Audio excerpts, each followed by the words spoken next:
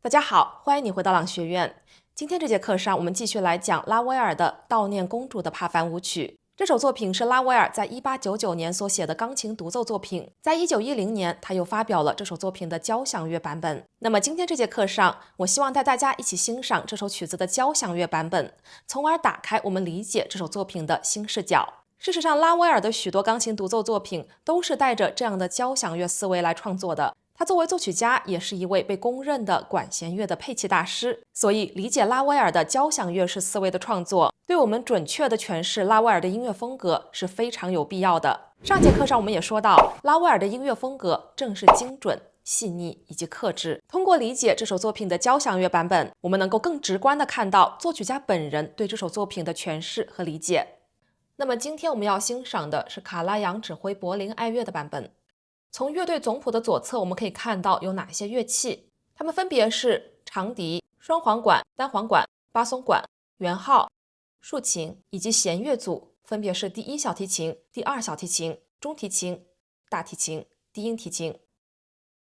上节课上我们也说到，这首曲子是用回旋曲式所写的，所以就是 A、B、A、C-A。那么我们现在先来听一遍刚开头的 A 段，在听的时候，我们试着来边听边看总谱，看看在这一个 A 段里，拉威尔使用了哪些乐器。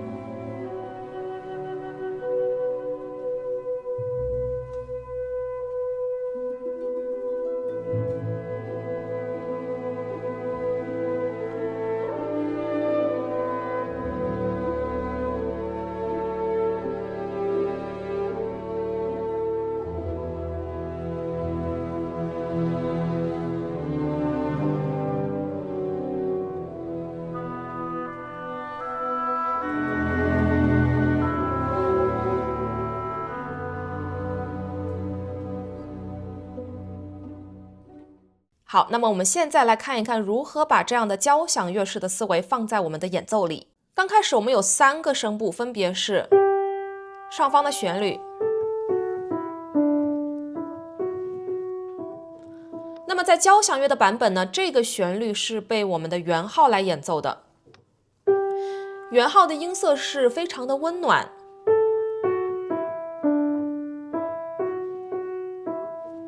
非常的温暖，有歌唱性的。那么在下方，我们的中间的声部以及最低的这个声部，你可以看到在总谱里面，他们都是用 pizzicato， 也就是拨弦的形式在弦乐组里面演奏的。与此同时，在我们的巴松管的声部里面，它还有一个非常轻的双音的音程，去配合着这个和弦。所以上节课我们说到，它这个地方所写的 articulation 是 pertato， 意思就是说它虽然是断开的，但是它又有一种延续性。那你看在这里，拉威尔非常巧妙，当他在写他的交响乐版本的时候，他的配器思路是非常的精准的。他会在大提琴和低音提琴的声部里面演奏拨弦，但是在这个巴松管这个声部里面又给它一个连续的一个回响。那么这2个声部配在一起，就有一种非常的绵延，但是又有一些颗粒感的这样的音色。所以我们在钢琴演奏里也是这样的思路，上方的旋律声部像圆号一样连，并且非常的温暖，然后中间是一个拨弦，然后下面也是一个拨弦，但是会有一个更好的一个混响。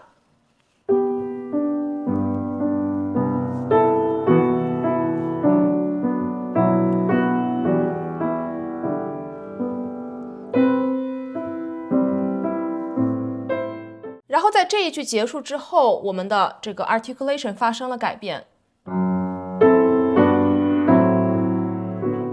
这个在交响乐的版本里面也体现在了从拨弦变成了连奏这样的方式，然后竖琴的刮奏衔接到下个句子，非常的轻盈飘逸，但是又非常的颗粒分明。接下来更多的木管乐器进来，然后双簧管把这几个音的旋律接过去。那么在乐队里面呢，双簧管是非常有辨识度的音色，所以拉威尔在使用双簧管来诠释这几个音是非常的恰到好处的，因为在钢琴版本里面，这个音跟它前面的 pianissimo 是一个非常大的对比，非常戏剧性的一个对比。然后双簧管脱颖而出这几个音。